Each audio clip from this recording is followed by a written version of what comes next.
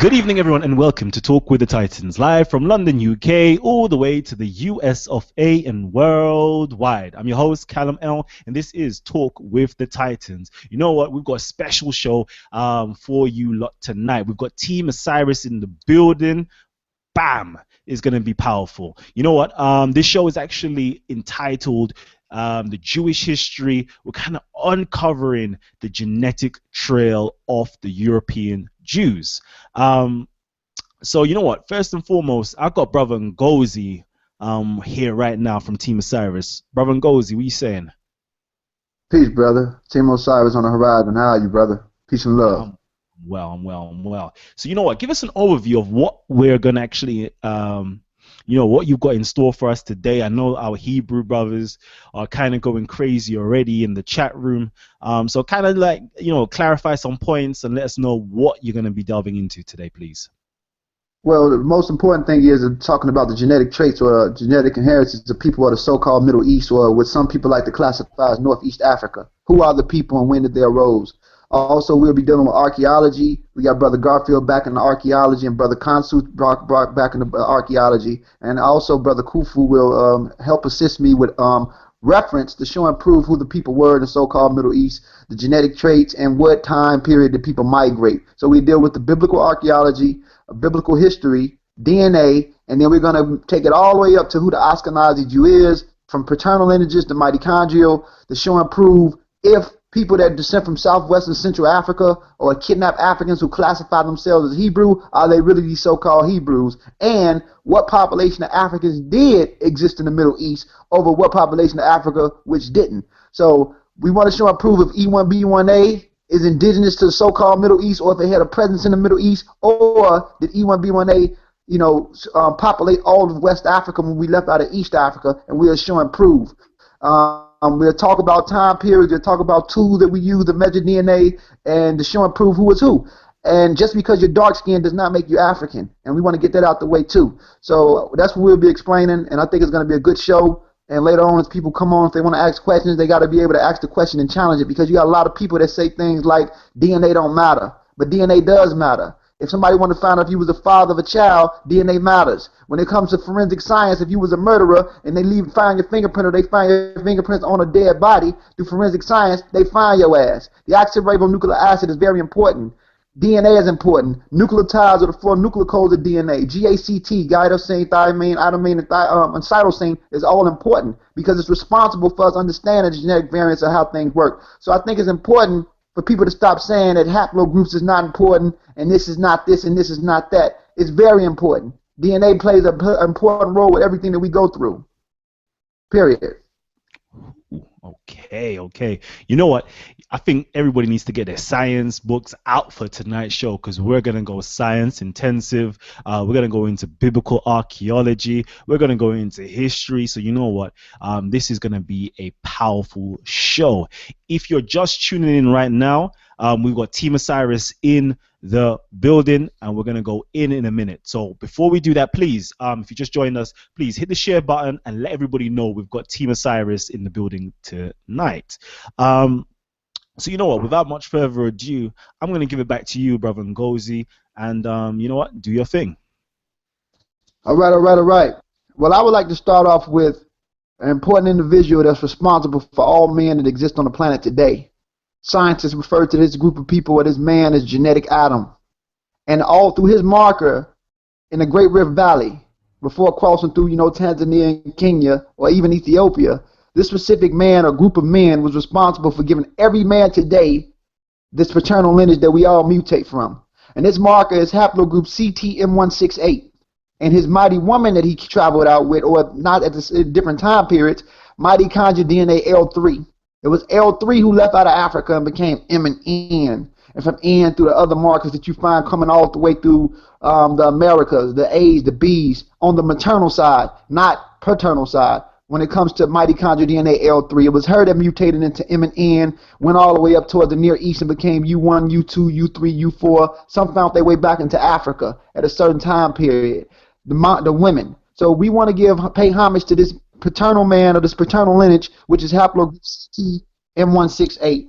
And through, hold on one second, through haplogroup MT168, It was him who gave rise to a population of men in Southwest Asia. And I don't want y'all to follow my route. And this is haplogroup CF. This arose around 70,000 years ago. Now, CTM168 exists around 85,000 years ago. But the subclade mutation of that haplogroup, which became a haplotype, is haplotype CF, that's the code, I'm sorry, CF, and that arose in Southwest Asia. And then later on, around 65,000 to 61,000 years ago, you find the marker that we refer to as F, or the subclade branch with mutation code M89. That arose in South Asia. So you find these population of men going backwards and forward from South Asia back to Southwest Asia to West Asia. Then later on, around 58,000 to 61,000, you find GHIJK. That arose around Southwest Asia. What did the people look like?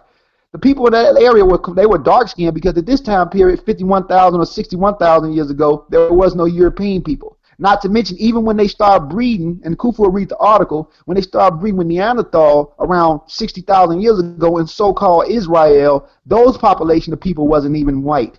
You feel me? So we'll talk about that a little later. But I want to follow the phylogenetic tree. So then we go down to GHIJK. This is a paternal lineage. This is a Y chromosome. Y chromosome, the chromosome itself, a sex chromosome. This is a main line between males and females, and most complex organisms or diploids carry it. You know, a paternal lineage or a mitochondrial lineage. We know that the mtDNA is the powerhouse of the cells. The Y chromosome is which makes every male organism or diploid or complex organisms a male. So when I was talking about this paternal lineage, GHIJK, this is the Proto-Cro-Magnon population that exists in Asia. Then we get into the HIJK. The HIJK arose around 55,000 or around 52,000, 55,000 in South Asia. All the way down to the subclade mutation KM or K2M256, which is IJK, arose around Southwest Asia, going down to IJ in West Asia 51,000 years ago. And then I want to stop right here, brother Kalam, because I want to talk about the JP209 and what did this man look like. And this image, if you can show the image to the world, the guy, the dark-skinned guy I sent you, the image of the oldest markers that they found in a population or a group of Arabs in Yemen. This is a Mahari man. So if you can send that image or show that image of this Mahari man, these people in Yemen are the ones who have the oldest J markers. This is JP209. This guy right here. Spencer Wells tested these people, also Alice Roberts, and they found the oldest subclade branch of oldest JP209, amongst the Mahiri population that exists in Yemen. This is the so-called Black Arabia. And this is just the oldest vestiges of what they find, because JP209 is rare because it's been mutated so many times in the Arabian Peninsula, from, you know, J1 through JP209 to, you know, J1P58, the J2, and then different subclade branches all the way up to 34 branches in that Arabian Peninsula. But this individual right here is who inherited one of the oldest traits of haplogroup J, right? And that's JP209. Now, who did JP209 give rise to? This haplogroup arose around 40,000 years ago. But then he gave rise to other populations, other subclade branches that go to near the Near East, near Iraq and Iran. That's J1 and J2. The J1 and J2 is the same J1 that branches off and becomes its own unique subclade branch, which is J1C3. So-called fake-ass Hebrews, these so-called fake Hebrews classify as the Kohen marker. There is no Kohen marker. There is no Jewish race. The race, this race that people are talking about, is a population of men and women who arrived around the Arabian Peninsula, who later on gave rise to the Semitic languages. The oldest Semitic languages or established Semitic language is Akkadian. After Akkadian, we know that Akkadian gets its pictorial graph from Proto-Sinaitic. Proto-Sinaitic is what they got from the Egyptians. They got the stick figure from cuneiform, and cuneiform was nothing but a coin language that they borrowed from the Sumerians, and the Sumerian language was based off grain, wheat, barley, and goats, because they were trying to preserve their resources that they were trading amongst other people in the Near East. Okay, so you have Akkadian established a language that arose. Then after that, you get Ugaritic. Ugaritic, which gave rise to the Proto-Phoenician language. And then there's just a so-called Paleo-Hebrew and all these other languages until you get to the Nabataean, and then from the Nabataean you get the modern-day Arabic. So that's a Semitic language family. So no one's saying that no one's a Semitic. There is a Semitic language family. Semitic language family is part of the Afro-Asiatic family. Afro-Asiatic is only classified through Greenberg as Eastern African languages, because the term Asiatic comes from the Akkadian word Asu, which means the East. So we're talking about Eastern African languages that leave out of the Nile Valley, go into the so-called Middle East, and then later on become these languages that we see today. that filtered. The oldest established Semitic language arose around 4,000 years ago, 4,200 years ago with the Akkadians. Later on, you get Ugaritic. Then you have another Proto-Indo-European population, and Indo-European starts in Asia too. It starts in Central Asia. Now, I want to get into this so-called plate tectonics. To show and prove, they say that there is no Middle East. What is the Middle East? First of all, you live west, and west of there, when you go into Africa, Africa is the east. Once you cross Africa, you get into the Middle East, which is West Asia, around Arabia, Palestine, and all that other stuff. Then you go into all the way into China, which is Far East Asia. And then you get into the Australasia, which is Southeast Asia, around the subcontinent of India. Then you get into Central Asia, around Turkey and Iran. Europe is nothing but a peninsula. So technically, it's broken glaciers. They can call it its own little continent, but it's really broken glaciers, and it's actually an extension of northern Asia. And around Asia, Mongolia, and Russia and Turkey is where you find this area called Eurasia. So it's all Asia. It's all Asiatic. So let's get that correct. So there is something called Asia. It comes from the Akkadian Semitic term Asu, which means the east or the rising sun or anything going east.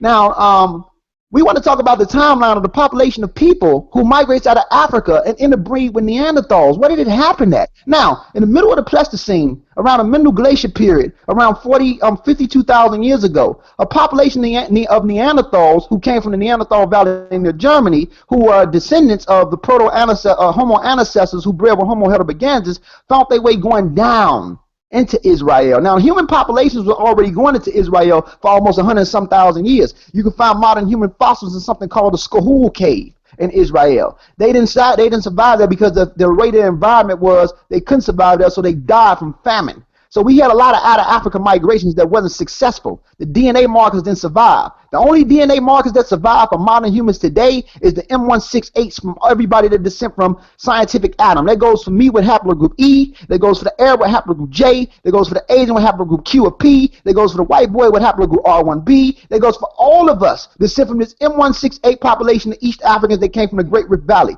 So what I'm saying is that around 60,000 years ago, when a population of M168s and L3s go into this so-called zone of Israel, they meet up with Neanderthals. Now, Brother Khufu, I don't know if you were on here. Could you read the article of the time period when modern humans bred with Neanderthals in the Israel zone, or the place that we call Israel, which happened after the population of humans that died out in the Khufu cave 100,000 years before, but a little bit afterwards? Are you on here to read that article, brother? Yeah, the article is called Trail of Tools Reveal Modern Humans Path Out of Africa. And the one with Neanderthals and modern humans bred in Israel. Yeah, it's called it's called Trail of Tools Reveal Modern Humans Path Out of Africa. It's by National Geographic, and the person who wrote the article is Ann Gibbons. And they're stating that they have genetic studies have supplied a convincing answer to the first question: our modern human ancestors evolved in Africa, then swept across Eurasia beginning 60,000 to 50,000 years ago. Now pair archaeologists claim to have uncovered the route those early Homo sapiens took on their way to populating the planet. And he goes on to say that early Homo sapiens, known from fossils found at Omo and Hertu in Ethiopia, began making stone tools in the Nile Valley, Egypt, some 150,000 years ago. Previous studies have traced their path out of Africa through Sinai, through the Sinai to the Levant. New research reveals a second, more southerly route through Arabia, where modern humans populations lingered for some 50,000 years before migrating to north to the Levant. There they bred with Neanderthals and perhaps borrowed some of their tool-making equipment. Yeah, go ahead. Okay, we're going to end right there.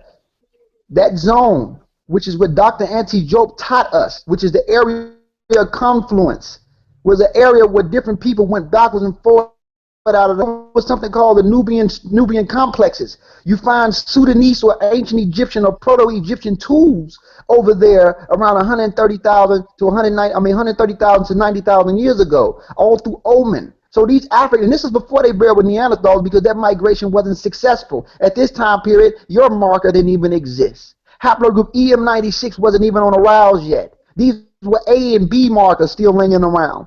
You feel me? Which was classified as proto-Capoid humans. You feel me? And they look more like the Nur of Sudan and the Mercy of southern Ethiopia, or those people that live in the Omo Valley, which is the Nilo-Saharan population. But at this time period, they spoke a proto-Saharan language. Go ahead. Ngozi, real quick, could you just give us a time marker of when you're talking about? Because I know you're going for a lot of information. I know the people might not be aware.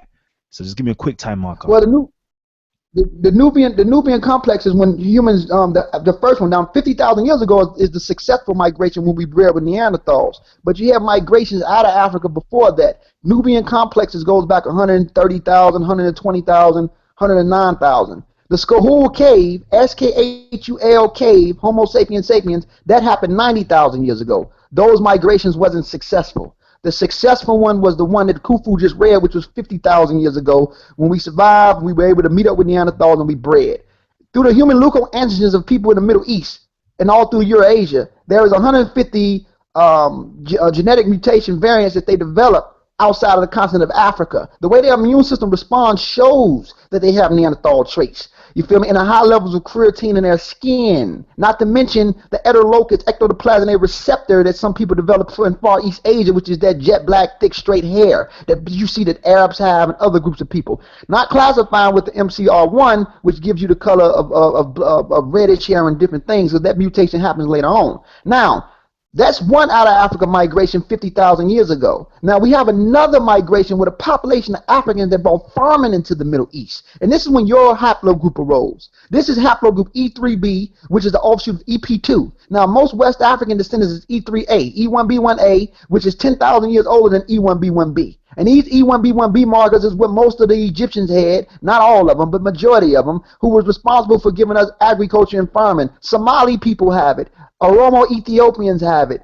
Bija people have it, which was the Nakata population that formed pre-dynastic Kemet, which was responsible for giving the blueprint. The Afars, you feel me, and the Gurner, you feel me? These people were classified as Soikietis, Ethio-Somali type. Now, who were the people that brought agriculture to the Middle East? They were called the Natufians. The Natufians went into the Middle East and met up with groups called the Mahadra, which was responsible for giving you agriculture. Now, what was the Natufians doing in the Nile Valley? This Nile Valley, we were already collecting tust and sargon and barley. We was already dealing with it. But then we go into the Middle East and we bring certain tenets over there. And when we bring certain tenets and certain methodologies of how to preserve resources, because we was already dealing with grain or sargon, tust, and barley, the Natufians meet up with other populations, which is the lingering Jay, and women that was over there. Now, the Jay was already predominant over there before we got there, because when you follow the genetic mutations, you're going all the way down through CTCF, FM89, GHIJK, HIJK, IJK, IJ, JP209, J1, and J2. So they were already over there before the E3b population came there. And later on,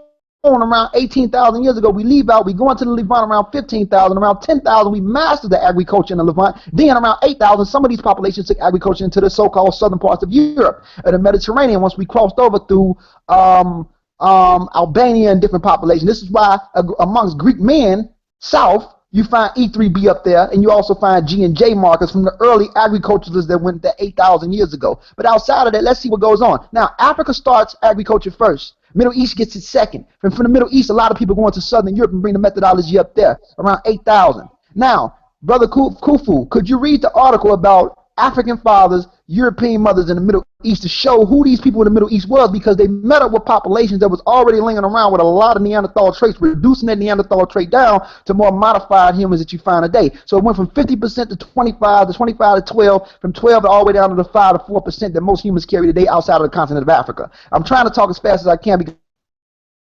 we got the article.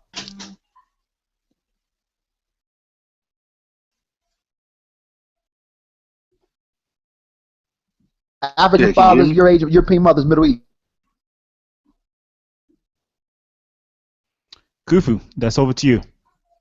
Okay, it says, it says, tracing it. This article is called Tracing the Ancestry of Middle East Populations. It states that study highlights how Levant populations can trace their ancestors to an African father and European mother. It says a new study of the genetic makeup of the Levant shows that many inhabitants can trace their ancestry back to an African male and a European mother. The Middle East was a gateway through which humans not only funneled out from Africa, but which witnessed multiple back and forth migrations over more recent millennia in and out of Africa, as well as through Europe and the Arabian Gulf. It says, according to a recent study, the complex genetic structure of the region suggests that modern-day inhabitants of the Levant have African male ancestry. and European female ancestry.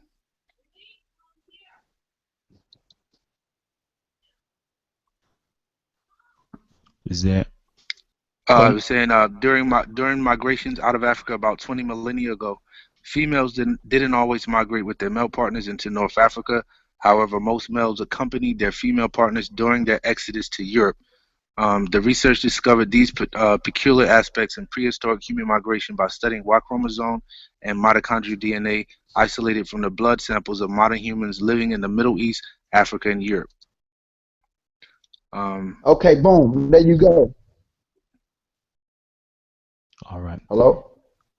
Okay. And if anybody wants to actually see the article, I believe the screen is now sharing the article.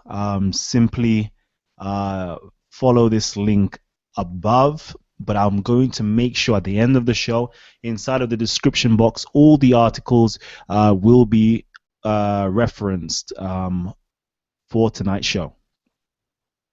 Okay. Brother Kalam? Yep, go ahead.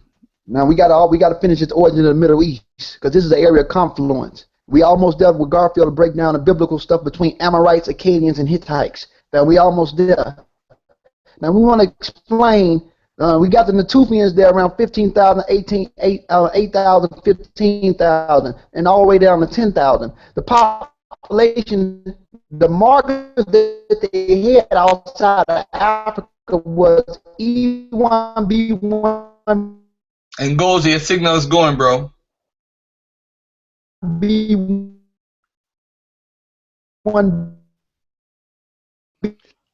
All right, as we wait for Brother Ngozi's signal to start to improve, Brother Ngozi, your signal is kind of weak at the moment. I'm just going to wait a little while.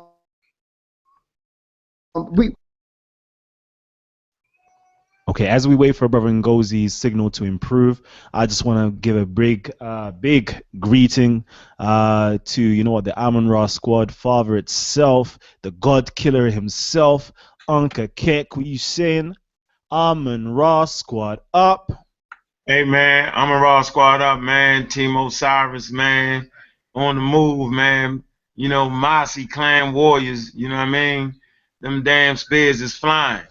Yeah, I mean, I'm enjoying this show, man. Team Osiris, man, and I'm enjoying their growth and development as a team, man. You know what I'm saying? It's fun to sit back, you know what I mean, and get some real good information.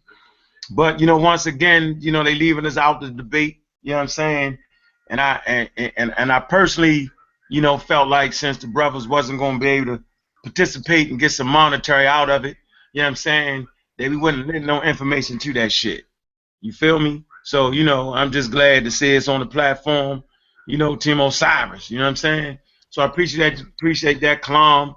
You know what I mean? You featuring the brothers, man, you self-band Team Osiris, and it's just a good goddamn day. There you go. There you go. I can't let you come off right now without giving us the slogan. With a well-organized lie. Defeat the disorganized truth. Every time. Wait.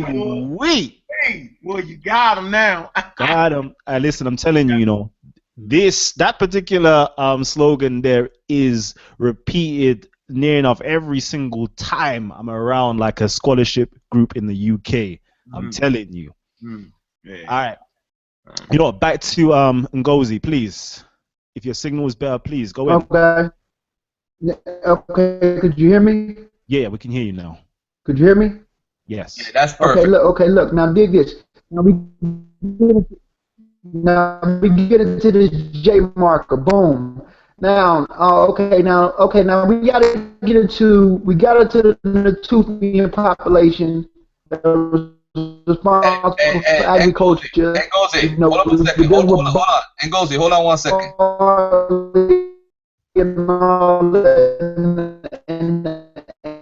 And now to the Levant. Yeah. No, we can't hear nothing. Ngozi, we can't hear anything, brother. You can't hear me at all? No, then when you started talking, you chipped out. I don't know where you are, but you got to go somewhere where you could be steady and have a good signal. Okay, could you hear me now? Yeah. Perfect. Okay, cool. Now, I might be talking. It might be the echo in here because it's empty. Could you hear me now? Yeah, but it's still a little muffling. Okay, you can hear me clear now, right? Nope. No, brother.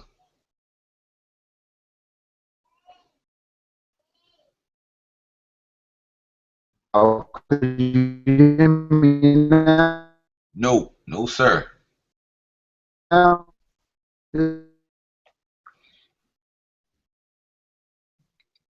sir.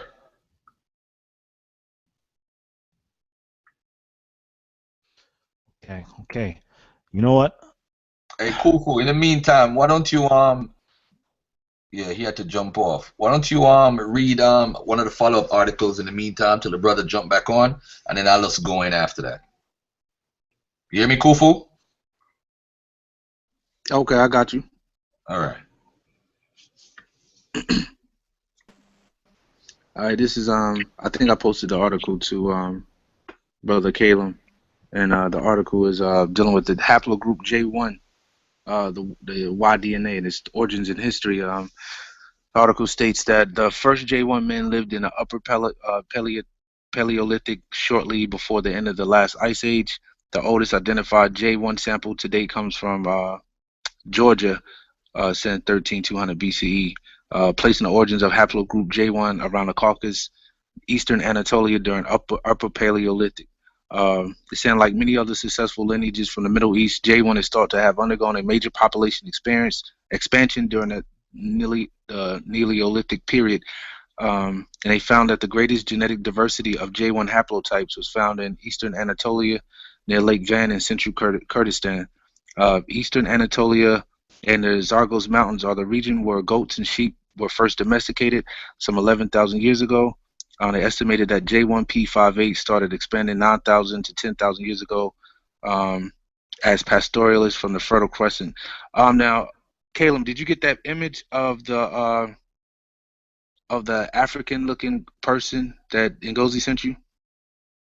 I believe this is it. Can everybody see that on the screen? Yeah, we could see that. Cool. Now, that is supposedly, if I'm not mistaken, the original JP, which the J1 comes from. So the original people of that area, or who we call, well, if you would call them Jewish or not, or Hebrew, that would be what they look like. And then they later on mutated into the J1, and that's what you see today, the J1 that looks like people from Palestine, Arabic-looking people who live in the Middle East and Iran. So that was what they originally looked like. They don't look like Hebrews or people from West Africa, as you can tell by the features of this person, but he is Africoid or Negroid, or he does have melanin texture in his skin, but he wasn't the West African lineage that we descend from. And so people can get a clear look of what the actual original J marker comes from. So these other J markers that we see today, these J1s, these J2s, those are mutations of that. So they don't even look, and that comes from breeding with the European women over a period of time, like the brothers clearly stated before. So I think that was pretty much what we wanted to show, that the original J marker looked like, or the original so-called people of that area. And then mutated out. So those are people from the Caucasus and Anatolia and the modern Iran during that time, that that was where they was farming cereal and things of that nature. Mostly. Put you in. All right, hold on. You sound good. Hold on. All right, I got Ngozi back on the line, yo. All right. Ngozi, can you hear me? Yeah, I got him. Yeah, I can hear you. Thanks, brother. Okay, man, peace. Good. I'm a raw squad up. Thanks, bro. I'm raw squad up. Okay.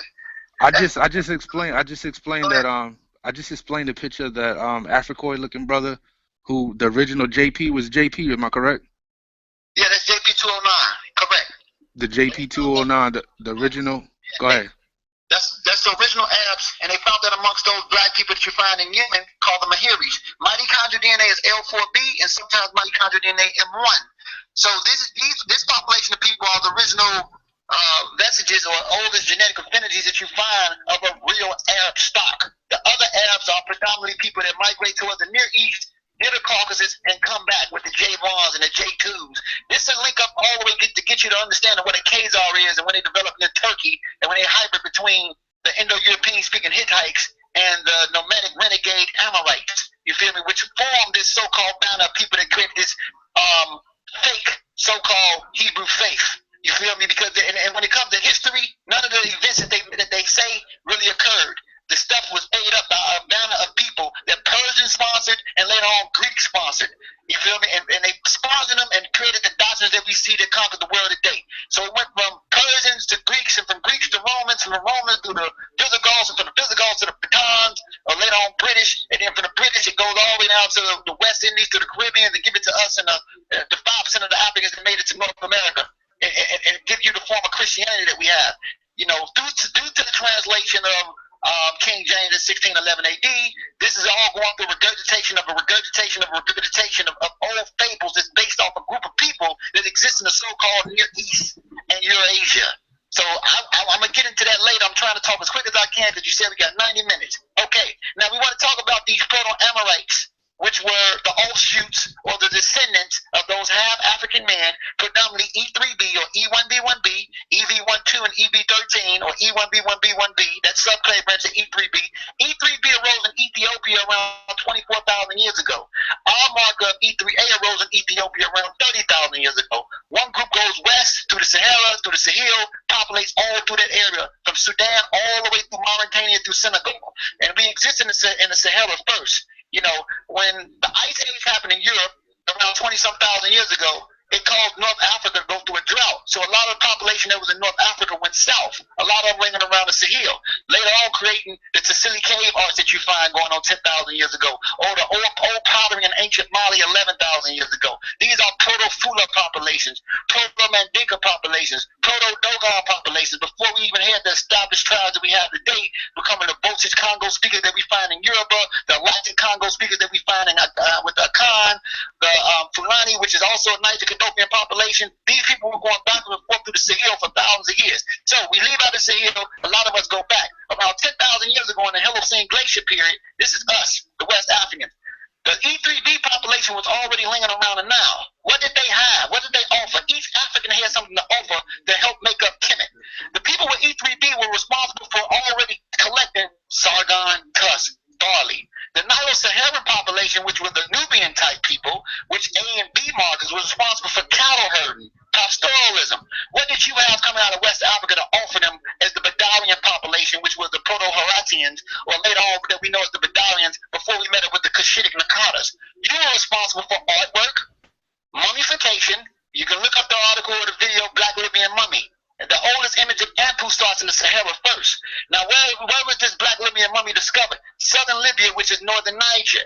These are Fulani population, the same population that's responsible for becoming that mixed in with the Tariq population, which is the early Tamaziq or Amazigh original Berber population before the ones that went further north and mixed with women in the Atlas Mountains that was predominantly of European stock. But we're talking about the black stock or the original inhabitants of southern Libya, the same people that are responsible for the artwork. This found a similarity between Nigerians, Yoruba, Akan, all West African spiritual systems connecting with the East African Kemetic spiritual system, because a lot of the methodologies of art and science, not just something, let me correct that, of art and certain sciences like mummification comes from the West African population, who come together with the people who were dealing with agriculture, which is a science too, and irrigation, which is the E3B people, and our Nilo-Saharan population brothers, which is the A and B markers. So the Badalians clack with the Nakada. Nakada period goes from Nakada 1, 2, and 3. Period. A few of those people that migrated out of Africa, remember, we talked about the ones who migrated out of Africa, going to the Middle East. The agriculture started 18,000, 15,000, 10,000. Some of those people come back. When some of those people come back in the Kemet, they're already meeting up with a population that's thriving. We already got things going. So when they come back, distant cousins, only thing they bring back in is goats and certain types of wines, but the goat is not indigenous to Africa. They brought goat in and certain types of cattle. That's it. We already had cattle. We already had a lot of stuff going on in the Nile Valley. But when they come back in, they bring certain foreign people with them. Like, for example, if I had a baby in Puerto Rico and my son has E3B, but my baby mother has has a sister that has a baby by a British man. His Y chromosome might be M269 from a European man, R1B M269. They're first cousins, and they get along, and they grew up together. So some of our cousins that come back into the continent in the proto-Kemet, before Kemet was established, that brought the goats in, you find these E3B1Bs, and you find their distant cousins R1B, VA8. R1B, or this VA8 branch of R1B, is one of the oldest branches of R1B markers before the population even went into Europe, coming out of Central Asia. Now they come back in, and they go all through the brother zones, or North Africa, go west of the Sahara, go south, trade amongst the Niger-Kadopian population, and they leave a lot of those traits down amongst the Hausa and all those groups. But that's going on for Africa. But outside of that, we want to talk about the Proto-Amorites, which is establishing who these people are. Now, the African marker that they find over there, you find E3B and the J markers. Later on, you find something called the C people coming in. Way later. Now, brother Kalam, I sent you a depiction of what these Amorites look like coming in the Kemet around 1800 BC, the end of the 12th dynasty, moving into the 13th dynasty, before they took over the 15th dynasty. Could you show them? Show the African Egyptian men at the bottom, and show those Semitic-speaking population at the top. Could you see what they look like? Could you show it? Yeah, it's being shown right now. There you go, right there. The top is what you see of the Semitic people, or Semitic-speaking people coming in from the Levant. And this is around the end of the 12th dynasty. These are so-called Hyksos. Hyksos means foreign rulers, not the old mythical thing that we used to say, which is shepherd king. You know, this is an old Amara squad checkmate from the methodology that I learned from the squad, being a squad member. It means foreign rulers. And these people at the top are the so-called Amorites. Amorites are also classified as Phoenicians by the Greeks. These are the type of people that you find living in, you know, the Levant and Lebanon. By the time they become Phoenician stock, they kind of mixed in with other groups coming from the Crete area of southern Europe, so they kind of watered down. But before we get to that, this is what they look like. As you see, they got thick hair like their African fathers and lighter skin like their Eurasian mothers. The article is showing you what they are. So before you even get to a Jew or anything else, the people in the Middle East are already mixed. By the time they become these so-called Jewish people that create the Jewish religion, they're even more watered down. They're so watered down that they don't look nothing like you at all. Even if they do got traits of an E1B1B marker. Via Hitler had E1B1B. Do he look like an Ethiopian? No. Albert Einstein had E1B1B. Do he look like an Ethiopian? No. Because they bred with so many other types of people for so long. So this is just so-called African or hybrid African or mulatto African, Canaanite or Amorite right there. You can also show other depictions of them being killed by the Africans. You can show some of them a little bit darker than others. Classic, they're not white, they're intermediate brown, that's olive. Okay, if you can show the other pictures of them, that's who they are. And now, Dr. Khufu, if you can, bring up the article of the Sea people to show when the Sea people came in and mixed up with the Canaanites or the Amorites. Before taking over Kemet out the Ramesses III god, which was an E1B1A carrier like us. Now remember, E1B1A also went back into Kemet around 10,000 years ago, meeting up with the E3Bs that was predominant there. E3A goes there. This is why Ramesses III had the E3A marker, which is E1B1A that we have. And E1B1A was responsible for beating the heck out of the Sea people, and he was beating the heck out of those northern Libyans or the Timahu or the Berbers that tried to invade Kemet before they stripped them and sliced his throat. So, Brother Khufu, could you read the article about the Sea people or the so-called Philistines who later on today becomes the Palestinian? See, basically, the Palestinian is nothing but an older foreigner that came in before the modern Jew came in 1940. All those people are foreigners. It's just one group of foreigners is older than the others. But the Palestinian has genetic inheritance much more thicker in his DNA than the modern-day Jew. The modern-day Jew is far off completely, all the way down to 5 to 10%. Only 24 to 40% of the population carry J markers. The whole Cohen marker, J1C3, is just an older vestige of an older Near Eastern population that left those limited there. There is no Cohen marker. And it didn't exist.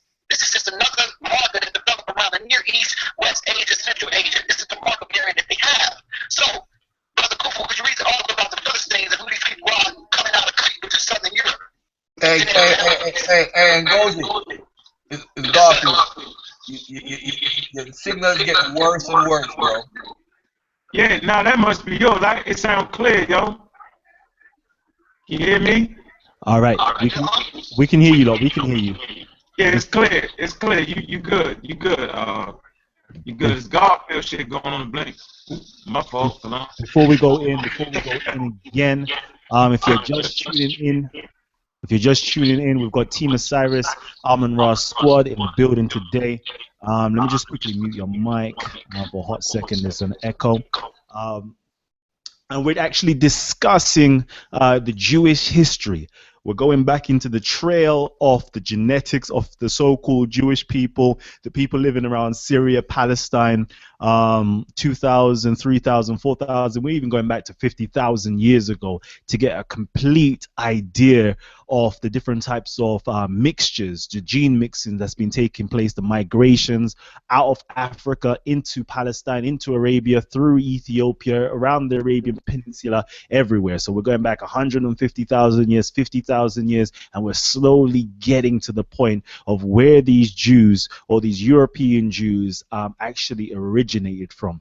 So this is a powerful this is a powerful lecture, to be honest with you, because the information that you're receiving today, I'm pretty sure you haven't seen or heard anywhere else. And if you're just tuning in again and you're loving the information that you're seeing, please hit the like button, give us a big thumbs up, let us know that you're loving the information that we're giving out, and please share the link with your friends, your families, on the show, on the socials, your Facebooks, your Google Pluses, your Twitters, everywhere. Just please hit the share button and let everybody know we've got Team Osiris and the Amon-Ra squad in the building, dropping some bombs for us today. And I know a lot of you don't want to get in and have your say in the conversation, but we're going to be taking questions as per usual at the latter stage of the show. We've got a 90-minute show, usually for the very at the very first 65 minutes, we have our Titans going in, and then at the latter stage, you can actually call in and ask your questions and leave your questions in the commentary box. You know what? Let's go back to Team Osiris to give us a deeper exposition. Amon-Ra squad. Yeah, we here. All right, we're here. Cool. All right, cool. I got the article. Just want to say Amon-Ra squad is already up. Team Osiris is on the horizon. www.teamosiris.com, www.amonrasquad.org. So we're going to start with I'm gonna give a brief timeline. At 1475 BC, we got Tutmosis III conquers Canaan, and that's the beginning of the Kemetic or the Egyptian domination of southern Canaanite plain. 1175 BC, Ramses III defeats the Sea People, including the Philistines, and settles captives in fortresses in southern Canaan. Talks about it in the papyrus, the Harris Papyrus. It gives a description of the outcome of the battles and the fate of the Sea People. It talks about Ramses III brought the imprisoned Sea Peoples to Egypt, and he placed them in strongholds. 1150 BC, the final Egyptian withdrawal from southern Canaan. 10th through 7th centuries BC, Philistines lose most of their distinctive culture and absorb that of surrounding peoples. And the article, it goes on to say that it has been suggested that the Philistines form part of the Great Naval Confederacy, the Sea Peoples, who wandered at the beginning of the 12th century BC from their homeland in southern Greece and the Aegean Islands to the shores of the Mediterranean, and repeatedly attacked Egypt during the later 19th dynasty. Though eventually repulsed by Ramses III, he was, according to the theory. I feel it. Go ahead, Kalam. Go ahead, Ngozi. I can hear you. Kalam, did you hear me? Yeah, I can hear you. Okay, now right there, he clearly states they come from southern Greece. So what I'm saying is that these people were not equatorial humans. Now, hopefully later on, Brother Garfield and Khufu will show in the chapter 16:3, where the Hebrew admits, he says, thy father is an Amorite and thy mother is a Hittite. Hittite spoke an Indo-European language. It was a sister class to Persian. And we can go into why the Persians sponsored the so-called Jews like Israel to create the bogus Talmud or the Tanakh. You feel me? From the Zoroastrianism. And then we can get into who these Amorites was at the time period when mixed in with the Hittites. Then we can get into what Abraham, even though he never exists, but in every myth there is subtle truth.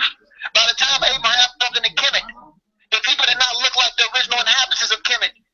In 1800 BC to 2000 BC is when the Hittites came into Kemet quietly in the 12th dynasty at the end. And they took over the 15th dynasty. This is why Abraham comes from the area of Chaldees, which is Ur,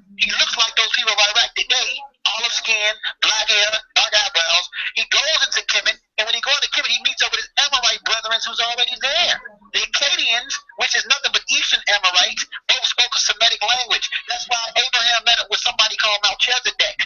Melchizedek was an Amorite, a Canaanite. They had the same similarities. So in the mythology, they're not talking about you. They're talking about Eurasian people with olive skin, dark hair, Arab-type people. This is the truth. It has nothing to do with you at all. They despise you. They despise you because of Ramesses III. They despise you for the battle of Megiddo with Thutmose. They despise you for 700 BC with the Nubians when they fought against the Syrians. You feel me? They despise you. They tried to assassinate Ramesses II character because of the battle of Kadesh. He embarrassed the Hittites, which is their mother's nation, their mother nation. So what I'm saying is that these people don't like you. And they put you in history as if you're a bad guy.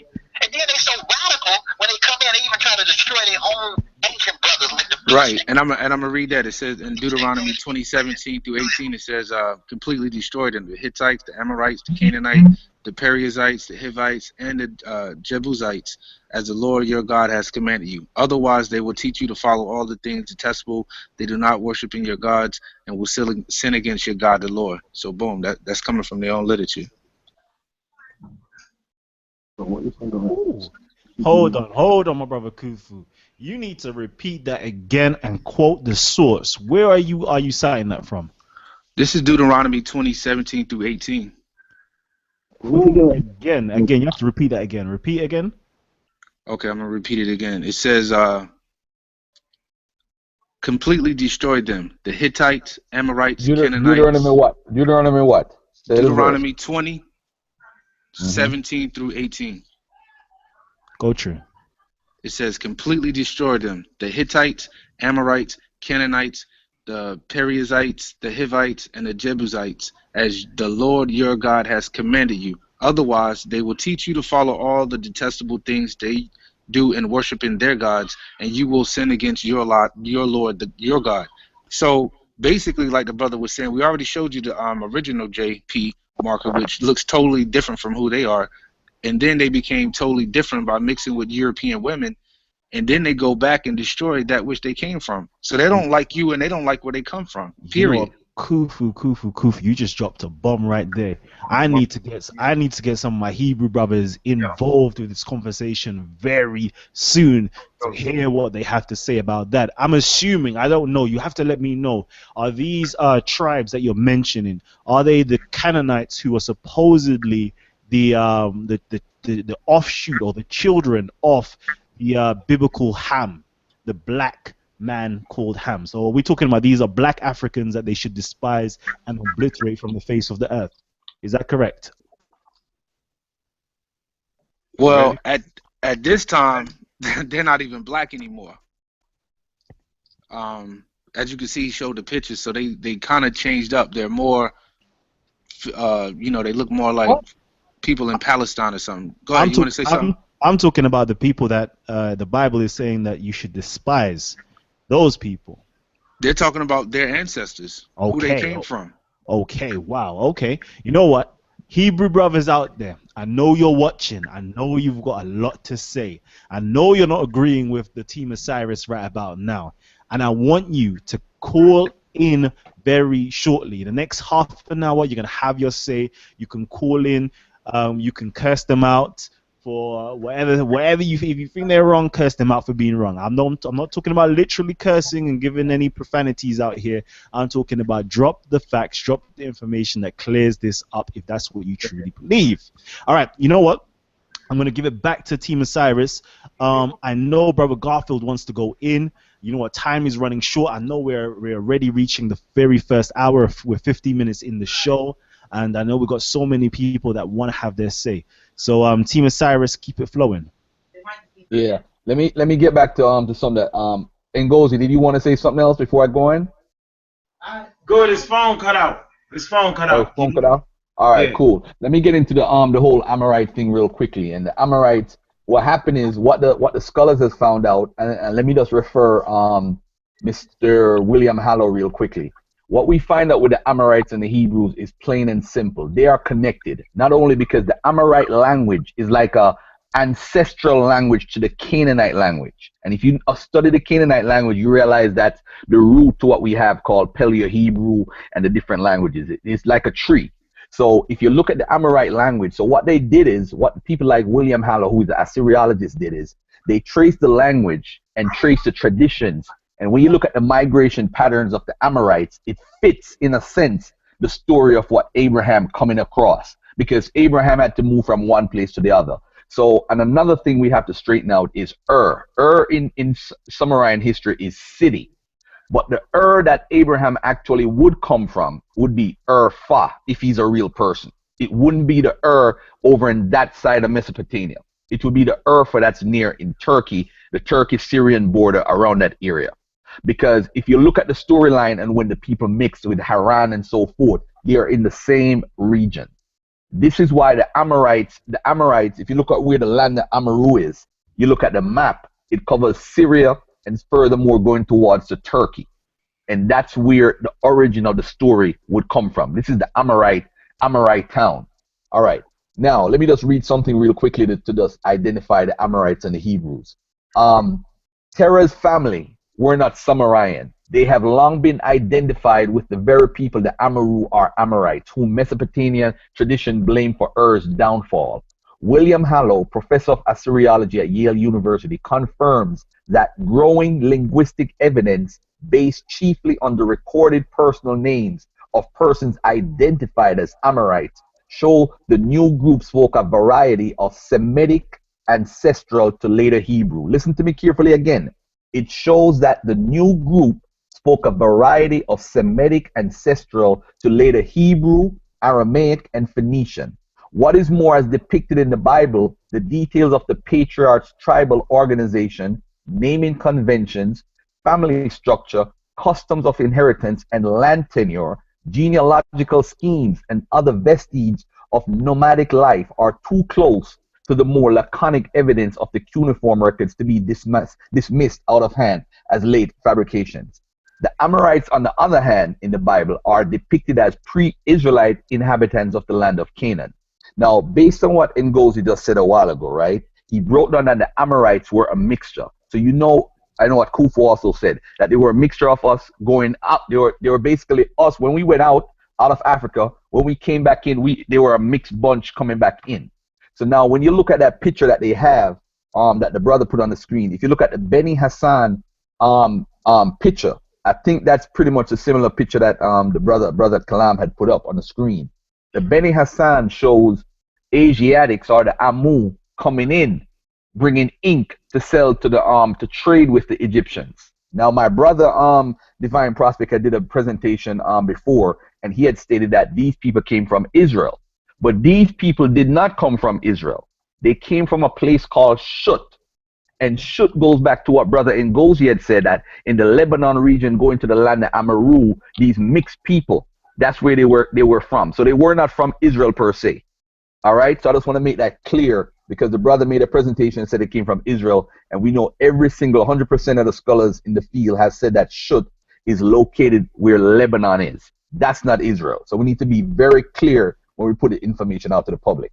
All right. So I wanted to go on also to basically state that the Amorites' history, those people were absorbed by the Arameans in like the 13th century. I know you had went down to like the 13th century Khufu, but I'm going to touch on something real quickly that the Jewish Encyclopedia actually tells us. They basically confess who they are. They basically said that they are an offshoot. They are an offshoot of what you call it? They're an offshoot. Let me just read it exactly what Jewish Encyclopedia Volume 10 says. The Phoenician, Canaanites, and Hebrews, the Phoenicians and Canaanites were one race and spoke one language. The Canaanites, although conquered by the Hebrews, gave to the latter their language, which is Canaan, Canaanites, Phoenician. The Hebrews were in origin an offshoot of the Arameans, but they adopted the Canaanitish language. And this is from the Jewish Encyclopedia, Volume 10. So basically, they are telling on themselves who they are. In the Bible, Ezekiel 16, verses 3. And let me find that scripture real quickly here. So much stuff on this page. All right, you know what? Let me just sit that. Basically saying that he's telling the people in Jerusalem, you know what? You're from your Amorite father and you're from your Hittite mother. So basically, it might be symbolic in another sense or in that sense, but they're telling us, they're confessing who they come from. And how do I know there's an Amoritish connection with the Canaanite people? When you look at the Zuku festival, you cannot go around what the Zuku festival proves to us. The Zuku festival, and let me give you guys a reference, Time of Imar by Daniel Fleming. When you look at the Zuku festival, you remember Zuku meaning remember, and Pesach requirement is to remember for generations, basically what Passover is. The spring festival was at the first of the month or the mid-month, 14th or the 15th during the full moon. It was a 7-day festival, just like you have unleavened bread and then you have Passover. There's a community sacrifice. You have sacrifices of calves, lambs, and kids, sacrifice of the firstborn, sacrifices that were pure, unblemished, sacrifices separated before festival for purification, blood of sacrifices painted on posts and lintels of gateway door. The festival belonging to the deity who claims the firstborn, and there was bread for the community. Now, ladies and gentlemen, the biggest thing out of all these similarities that we found between what the Amorites did with the Zuku festival and Passover, the blood of sacrifices painted on posts and lintels of gateway or doorway. Now, the root of that, if you study Passover, is that it's supposed to allow the angel of death to pass over. That's why you mark a blood on your doorway. In the Amorite history, and by the way, ladies and gentlemen, although this history is in the 14th century BC, we have proof of this in the Mari text of the Zuku festival. So for those who want to say, oh, but that's after the Passover, no, we're not going to play that game today. This is dated way back into Amorite culture. And it makes sense because the Amorites came to the Levant and they controlled the area from around 2000 BC. So it would be smart to think that the tradition came into that region. It would be smart. It's a tradition. It's just like the 7-day celebrating Sabbath. That's been a tradition for thousands of years, even before we even heard of a Hebrew or Israel. These are traditions that the Amorites were practicing.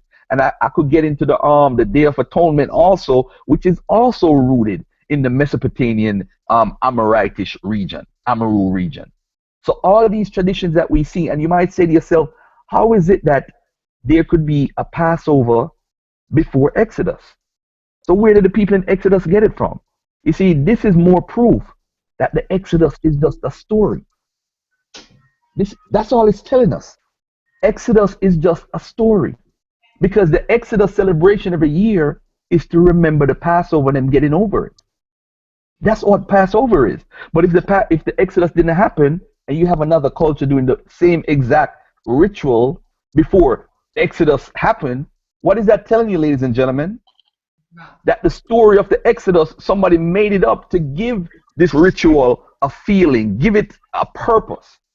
Because if you study even the Bible tells you that no king in Israel or Judah celebrated the Passover after the judges period publicly. So there's no way another nation. Hold on. Before you go any further, you're dropping some explosive, inflammatory comments right about now. You're trying to tell me that Exodus really didn't happen? That which is recorded in the biblical story did not take place, and the Jews never actually celebrated this festival? The Jews. No, first of all, we could go to scripture, my brother. The scripture tells us that during Josiah's time, that was the first time they actually started celebrating Passover in public. After the time period of the judges. Hold on, Garfield. Were you saying Josiah? What time period is that? Give me a time period. Josiah is 630 BC. So you're telling me prior to 630 BC, prior to, coming up to the Persian period, that these people, the Jewish people, never celebrated Passover? They never celebrated Passover in public. Ooh, okay. In public. They never celebrated Passover in public. No king. The scripture actually tells you that. And I'm gonna get this. Let me get the scripture for you real quickly. And you know what, my Hebrew brothers, I know, Laron, I see you. LaRon, who else is there? There is No, Israel. he's not. They're not gonna. They can't dispute it because it's the truth. Their own book says it. Israel Doctrine. I see you. I see you. Mighty Hebrew as well. You know what? I think we're going to have to do a part 2 to this show, a rebuttal to this show. I want to know, what can the Hebrews say about the information? Now, bear in mind, let's deal with this and let's deal with facts. In the Bible, Josiah declares that they could now do Passover in public. In the Bible, it tells us from the time of the judges, which is after the Exodus, no king ever celebrated Passover the way Josiah did. So now we could take that 2 ways. Either they never celebrated it at all, or they only celebrated it in private, in their own house. So no other culture could have stolen the idea, because the Jews would only perform Passover to themselves, or they never did it at all. So it's an ambiguous statement in the Bible. So we can't say yes and we can't say no. But we can say that Josiah was the first person to bring back Passover in public.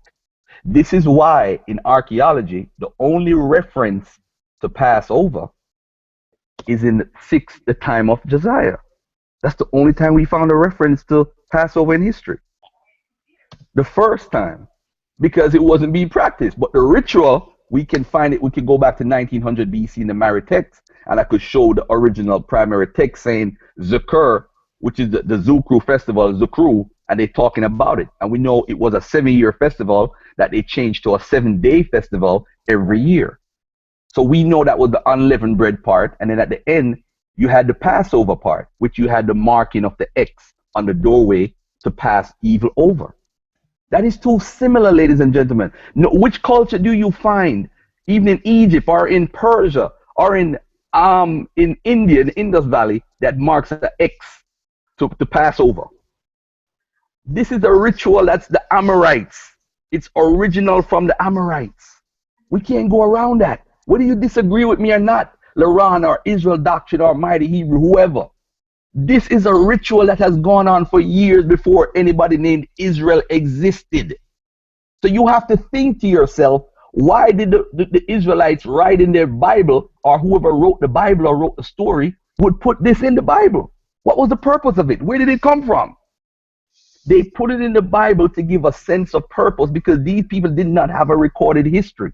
As I said the other day when Mighty Hebrew and all the other brothers was on the panel, the Assyrians were, if you read upon the Assyrians, they are in comparison of Hitler.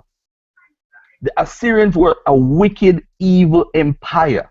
Wicked, the people compare them to Hitler. Now look at this. They took away the priesthood from every culture that they were a part of. They removed the priesthood. They didn't want us to pray. You know, Africans would pray and call on the Vudam and do different things, the Ifa, the Yoruba, and different traditions, and we would call on our ancestors and call on the spirits. They wouldn't give us an opportunity to do that. So what they did was they removed the priesthood, because they're like, oh, you ain't gonna use your God and me. I'm gonna remove the priesthood, and I'm gonna move the higher ups and all the generals and deport them out the country. This is why the deportation in 2 Kings 17 is legit. They did kick the people out of Israel, but they didn't kick all of them out. The Bible lied and said they could kick the 10 tribes out. It wasn't no 10 tribes out, because how would the Assyrians know what tribe is what tribe? That doesn't make any sense. How would they know which tribe is which tribe if they kick the 10 tribes out? They kicked 22,000 people out, and they left over 100 and something thousand left. So the Bible makes it seem like everybody was taken away. It's not true. I did. Let's. I've been saying it the whole time. I'm Right, going to Philly. I know, but I'm going to Philly. Okay. Hey, Ank, you're on the ear now. Yeah. So let me move on. Also, let me touch on the Judeans removing themselves from that area also. All right. But I wanted to talk about the whole thing that tie everything in with Ngozi and the migration. The brother did a beautiful job. I'm so sorry that his phone got cut off.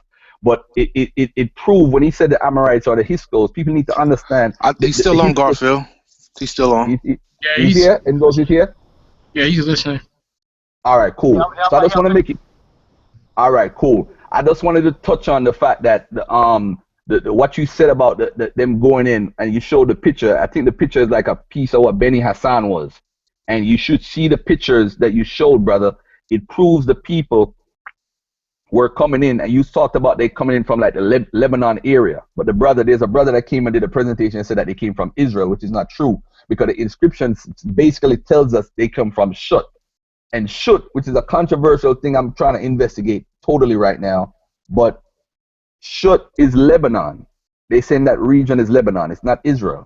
Now, when we look at the Amorites now, I'm going to tell you something a lot of people might not realize this. You know who the Amorites are? The Amorites they were absorbed by the Arameans.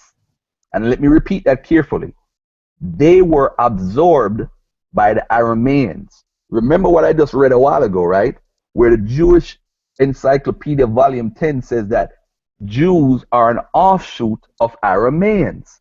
There you see the root of the Amorites being absorbed by a different population, because as Khufu had read, by 1200 BC, you don't hear about Amorites anymore. You hear about Arameans. So a lot of people they call it the dead period, or the dark ages in the Levant. The Arameans basically took over what's called Ibanari, which is the Levant, Syria area. The Levant and Syria is Ibanari. That was the area, the trade route area. They took that area over. When the Arameans took it over, then you started seeing the kingdom called Samal. The picture that I wanted to show, I actually need to show everybody this picture, because I remember I made a presentation the other day. I need to sign in on the screen. Hold on, let me just sign in on the screen. So I have two things signed in here. All right, because I need everybody to see this picture that I'm going to post online. I need everybody to see this. We always talk about the Lion of Judah, right? Let me sign off from this one. I need everybody to see this picture. Hey Garfield, I wanna I'm sending it to you as well, Kalam. You could post it based on what you just said. When the Pope went to Israel, you know, the Israel leader tried to say that Jesus spoke Hebrew, but the Pope was like, nah, he spoke Aramaic. And that's in the Time magazine. I just sent it to Kalam if you want to post it too. So that goes kind of like tied into what you're saying right now.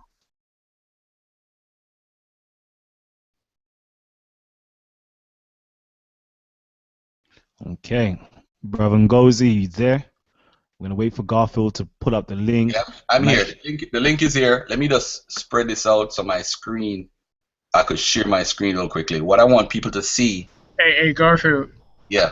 Ngozi want to add on to what you just said. Yeah, go ahead, brother. Yeah, they're Aramaic. They did get absorbed and become Aramaic speakers, and that's another Semitic language. So he's absolutely correct. I was going to get into that. From the Akkadian to Ugaritic, from Ugaritic all the way down to the Aramaic. So yeah, he's absolutely correct on that. Go ahead, brother Garfield, get it in. All right. Can anybody see my screen? Can anybody see my screen? Yeah, we can see your screen. What is on my screen? It appears to be a lion. All right. Kalam, what did you just say that appears to be? It appears to be a lion. Ladies and gentlemen, let me introduce you to first evidence of the Lion of Judah. This is a This is a statue that was outside the Aramaic culture called the Kingdom of Samal, or what we call the Kingdom of Yahudi or Yahudi. Now, to my brother, Mighty Hebrew, or whoever could read Hebrew, ask him what this word right here means. Yahudi. That word means Judah. Now look at this. This is from the Zinjerli inscription, okay? From the 1200 BC, there was a kingdom called Samal. And you might ask yourself, the kingdom of Samal was the same, the names was interchangeable. It was also known as Yahudi, which is Judah. Brother Garfield, could you zoom in real quickly, because the YouTube audience can't see it. Yeah. Yo, I'm computer literate. Just tell me what to do quick. I'm like the wrong guy. At the top hand where you see the three lines, top right hand corner where the three lines are. This one here? Yeah, click that one. And then, nope, that's not it. This one here. All right, here we go. Keep going. There you go. Right, there you go. All right. So, ladies and gentlemen, look at this real carefully here. Damn, now I can't scroll. Why I can't scroll? All right, here we go. All right, this is from the Kilamawo. It's an inscription. What they have is they have a king list, and I'm gonna try and show the king list later because Sheol is on the king list, and Sheol is the name for Saul in Aramaic. Now, I'm not a language guy, but Sheol, according to the this is a second-hand source, means Saul. And you know, in the Bible, we can't find anybody in history named Saul according to the biblical timeline. So now, what I'm showing you guys, if you look at this, it says Kilamawua, which is the location for Yahudi, or you know, there's no J in the language then, so it was Yahudi, or Samal. It's interchangeable.